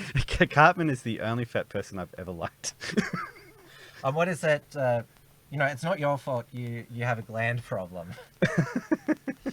I just like the reason he got grounded. Because the reason why I mentioned this is because you know how we all love and respect the Racial and Religious Tolerance Act in yes, of course. In the Victorian Parliament, or should I say the Victorian Act, which is, well, Blair Cottrell was supposed to have his appeal heard in the county court for challenging his blasphemy conviction under the Racial and Religious Tolerance Act for the mock beheading in Bendigo in 2015. So it was all set for the county court trial in August, and then all of a sudden the judge wasn't available to hear it. It'll be later this year in October. Oh, it might not be until next year. In the words of Homer Simpson, how convenient. Yes. But like, how can, like, because it's sort of like, because it'd been set aside for months, and then all of a sudden, oh, sorry, it can't be done. Yeah. But the reason why I mention this is because there's this is a 10 Daily, their new news site. I should use that. New anti-trolling laws to stop online abuse and harassment. So Victorian MP Fiona Patten, she founded the Sex Party, now it's Reason, to update the state's anti-vilification laws, broadening the definition to include hate speech focusing on characteristics like gender, disability, sexual orientation, gender identity, and sex characteristics. Laws only cover racial and religious vilification in the hopes of stopping online trolling abuse. Hate speech lives and breathes on social media. It's the Racial and Religious Tolerance Act Amendment Bill, and it's going to be called the End Vilification Bill. Oh, Act. Yeah, wow. Yeah. Do you know about maybe 10, 15 years ago? Like, that's an example of hate speech that is illegal. You're not allowed to say you're ugly. Yeah. Oh, that's great. Oh, people can see that. That's fantastic. I love that. We can actually, like, use these laws to our advantage, because, like... Well, we get abused all the time, but we don't give a shit. Yeah, for our appearance. Hey, does that mean, because, like, the favourite insult of the left is now incel? Oh, right, yes. Maybe that would make it hate speech. Yes, the word incel should be hate speech. Yes. Oh, you better be careful. The word white trash is hate speech. Oh, no. Whitey is hate speech. White trash is never going to be hate speech. Because, well, this is the thing about, the Religious Discrimination Act. Everyone, like, the people who think it's going to protect Christianity, it'll be protect Muslims. Yeah, you're spot on. Yeah, so, if you weren't satisfied with the Racial and Religious Tolerance Act, we've got the, basically, Be Tolerant Act coming. Yeah. I mean, it's only a private member's bill at the moment, but, Daniel Andrews, like, he'd hear something like that and, be like, yay. Yeah, well, what we're working towards here is basically mandatory homosexuality. Yeah, they're going to make everything that they want and that they like to be mandatory. That's the end goal here. All right, so what have we got? Yes, Epstein Island. Yes, because Martin Hartwig, he gave us... because if you tune on the news now, I think the mainstream media think that we've just all forgotten about Epstein. Yeah, they really hope. I think they just wanted to sort of placate us by sort of like going with the suspiciousness for like a week. But it was interesting once the autopsy came back, and it's like, well, it looked like his neck had been broken, strangled. Well, it's obvious what this was. It was suicide. Yeah, they just want to forget about it as quickly as they can. The mainstream media can bury a story by simply not talking about it. Yeah, Jeffrey Epstein lookalike spotted on Epstein Island. So this is a drone that went over his island, which is in the Caribbean. See, that looks... Are we able to blow that up? Are you able to expand that image? Can I... I'm not sure if I can do it with... Because I'm boomer tech, so, you know. Oh, here we go. That's about as big as it's going to get. That's what she said.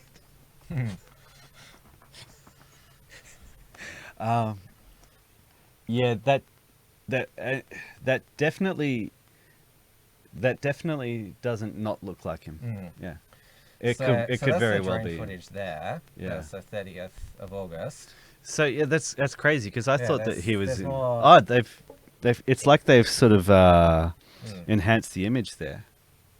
I thought he was in Israel. And there's the famous... the nose. Yeah. I mean, a lot of people... I think it was you that was saying off air that out of all the places to hide him, why hide him on his own island? Oh, I didn't say that. I think that was James. But yeah. It's... Then again, maybe it makes sense, like it's the last place they'd think to look. Because, the police are going to be all over that place, aren't they? Or maybe they're not. Maybe they've been called off. Like, as, on XYZ, we've... Oh, what's that one? They've taken down that video already. I hate that. Like, see that on XYZ? Oh, yeah. I wanted to talk about that as well. Do you want to go straight on to that? No, just the point that, like, I can see that they've... Like, we embedded a video just the other day, and it was just... Yeah, we'll get to this. It was just a boxing video, and like already the boxing video has been taken down. Oh, it's probably copyright. Yeah, true. Yeah. I'll take my tinfoil hat off. What was I talking about? Yeah, so Epstein. Because a lot of people have been... yeah. Okay, so we on XYZ we syndicated 4 articles by Mint Press News. They were like massive ones. Congratulations to anybody who got through them. It was just, they destroyed my eyes for like 2 weeks. But basically they pointed out that the network that Jeffrey Epstein was involved in is only the latest incarnation of a network that has existed for generations. And all the top players in business, in politics, in law enforcement, they're all connected to this basically blackmail organization.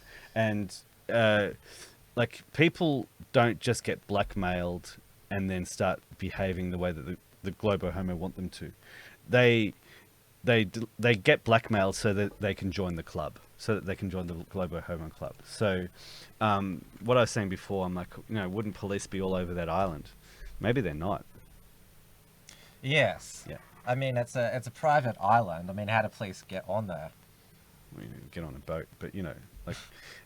Like, you'd think that this is like the most important investigation going on ever right now. Yes, it's supposed to be. And we had I think James pronounced his name Gladys Maxwell, the procurer of Jeffrey Epstein. Yeah. She was last spotted just having a burger out in LA. So she's obviously not worried. Yeah, that's it. So they know they're not going to come after them. Yeah, so it's amazing that like if that is Epstein, it definitely doesn't look like him. If he's on his own island and the mainstream media aren't talking about Epstein anymore, it's like Hong Kong. That's all I gotta say. I mean, the media they realize we're a lot more red-pilled now, but they still think that they can still change the story. Yeah, just by not talking about it. Because it's now like the gun debate is now continuing on because. The city of San Francisco just declared the NRA a domestic terror organization. The city of San Francisco did that? Yes. Yeah, gee. And was it... Ted Cruz has accepted Alyssa Milano's request to debate about guns. Yeah, really. Just on San Francisco, they should be a little bit more worried about the poo on their streets. Hey, do you realize, Tim, we're both still wearing our headphones? Oh, yeah, we are. Oh. You can take them off. Yeah. Well, who knows? Like I just like to keep them on just in case there's like a sound that happens in the background. Yeah. Okay. And so I can hear it. Yeah, fair and enough. because if I don't have them on, I can't hear it, but it comes through the sound here, and the audience hear it. Okay. So let's get on to the other XYZ story, because there was a fight, a boxing match in the town of Bendigo between Jeff Horn and Michael Surveyor. Is that how you say his name? You're the name pronunciation expert. Zerafa. Yes. Yeah. Of course, Jeff Horn is, the hottest boxer in the nation at the moment. Yeah, he got beaten too. Yes, but the card girls, they weren't allowed by under the pressure of the local councillors of Bendigo. Yeah, I should have actually done a little bit more research and found photos of those local councillors. We can name them here. Yvonne Wigglesworth and Jennifer Alden. They're part of the Gender Equity Working Group. Hang on, let me see if I can DuckDuckGo them.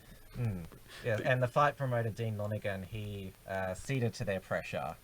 Yeah, but basically you've basically got old fat bitches saying, okay, the young hot girls can't use their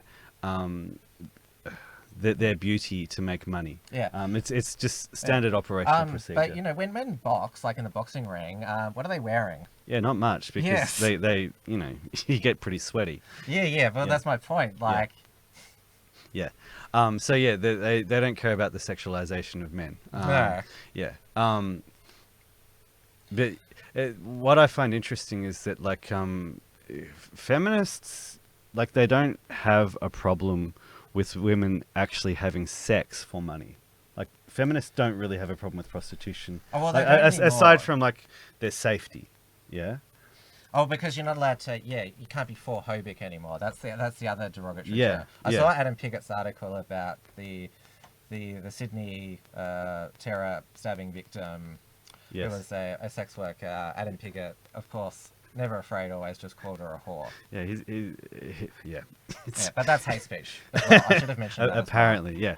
But yeah, here's the thing. Like, this is just how stupid these idiots are. What are their names? I'll say them again. Yvonne Wigglesworth and Jennifer Alden. Yeah, and once again, I'm like, come on, white people, like, can you just red pill yourselves? Like, it's always Anglo-Saxon names I see doing the worst. Yes, but what's happening? But the point is, they literally are okay with women having sex for money, but they're not okay with still clothed women making money off their own beauty. Like, these women aren't up there having sex for money in the boxing ring. They're just walking around in bikinis. They're not okay with that, but they're okay with prostitution. But you know what's happening in Bendigo at the moment? Well, yeah, that's true. Enjoy it while it lasts, boys. Yes. So, me suspects that, they might want women to cover up for, because of, who they're accommodating. And so they should. They're all whores. But the Bendigo faithful, they hold well, I shouldn't say demonstrations. I should call them celebrations every Thursday at the centre of Bendigo, basically celebrating Australian values, standing up for free speech, no Sharia law. Yeah, and Australian value is a woman in a bikini holding a card during a boxing match. And I should say that this group, the Bendigo faithful, they're majority women. Like, the women in this are most prominent. And yeah, I think I've met some of them. They're great people, actually. They were pretty pissed off about this, because if you want to be, for women, you're taking away women's livelihoods. Like, these women, like, obviously, like, it takes a lot of hard work to be that pretty. Well, yeah, that's the irony, isn't it? Like, they replace them with men. Yeah, so they don't care about gender equity in the workplace. They held a pop-up rally on Tuesday, a special one, to protest this. Well, because it is censorship, or it's censorship of titties. But yeah, they got rid of the grid girls at the Grand Prix. But that lasted long. You know what? Scantily clad people are still allowed. I'm assuming blokes, yeah. Oh, Mardi Gras. Well, yeah. Well, yeah. Actually, we we actually juxtapose that. I'm sure if you look up on the search engine of, I think there was actually an article called Grid Pigs. we've used the expression grid pigs, and we juxtaposed Mardi Gras to the grid girls. Yeah. Maybe these. And we put up some photos, and I'm pretty sure there were some comments saying that basically guys are like putting bleach on their eyes because of that. Yeah. Maybe these girls, maybe they should become like men so they can go in the Mardi Gras and like. I don't want to destroy something beautiful. I'm just trying to think of how they're gonna make money. Like, I don't know. Well, because everyone changed genders now. Like, you could do it for career purposes since you're allowed to be a scantily clad man but not a woman. Put these Bendigo City councillors on trial for just being dickheads. Well, you are charged with being a dickhead. Well, Bendigo jail for 17 years. They keep up the pressure, and although the council just does what it likes, they're still a massive pain to the councillors, which is the best that you can be. It's good. if you can't basically change any of the governance yourself, just be a pain. Yes. Yeah. All right. I think that brings us to the end today. We've been going for nearly 2 hours.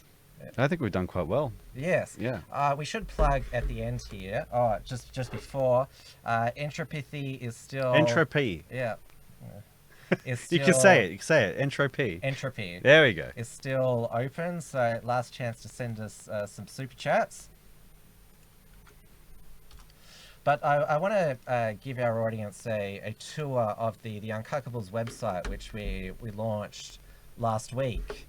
So this is the Uncuckables website, which is... here we go. I made it all by myself. Yeah, well done. Nicely done. So I've kept it simple. So it's basically got our intro there. Click here for the latest episodes. It's got a link to all of our different outlets, because we do have a podcast now. It's on podcast form. So we're on Apple, Stitcher, TuneIn, and Spotify. Then, of course, all our partners. Then we have got a web donation form, so you don't have to save up your money to just give us super chats during the show.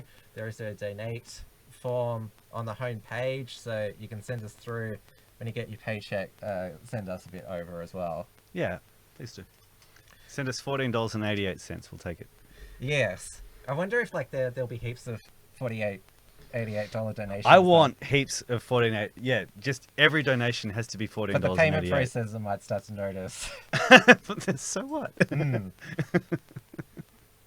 We've also got a newsletter as well, so we can notify you when the show's happening, because we haven't discussed it yet, but next Wednesday is the anniversary of 9/11. And 11. Pardon? 11. But nothing. Yes.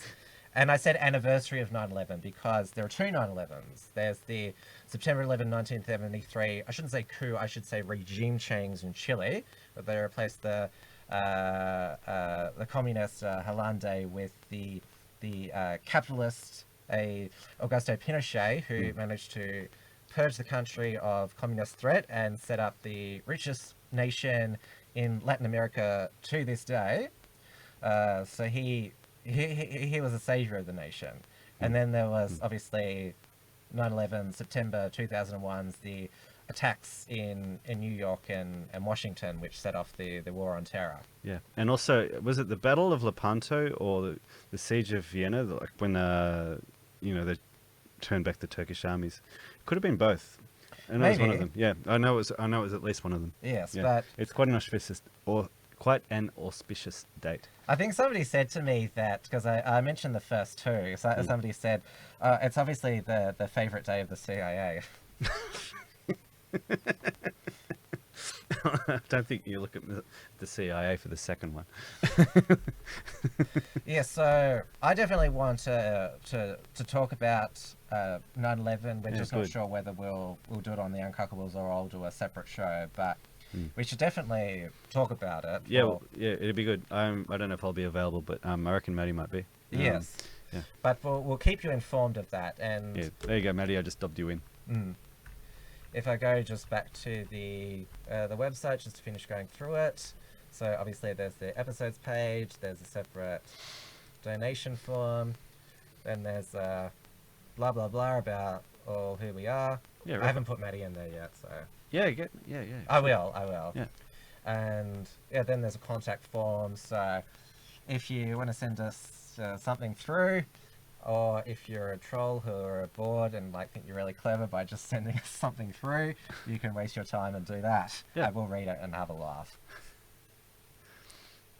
Oh, okay, right. They can send messages. Yes. Yeah, send death threats. We love them.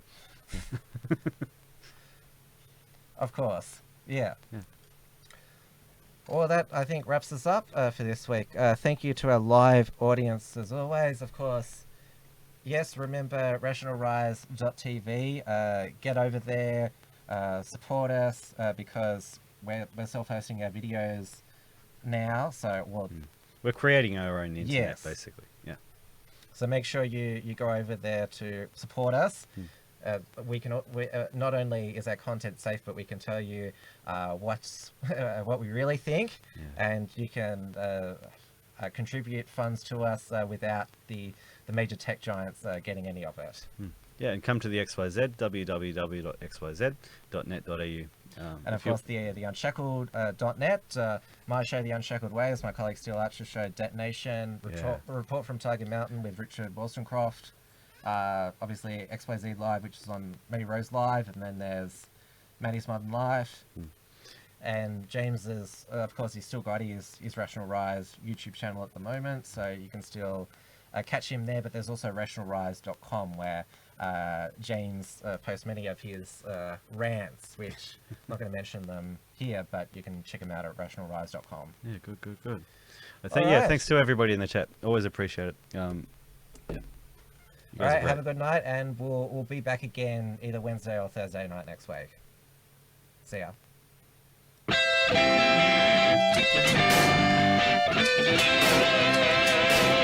The Uncackables.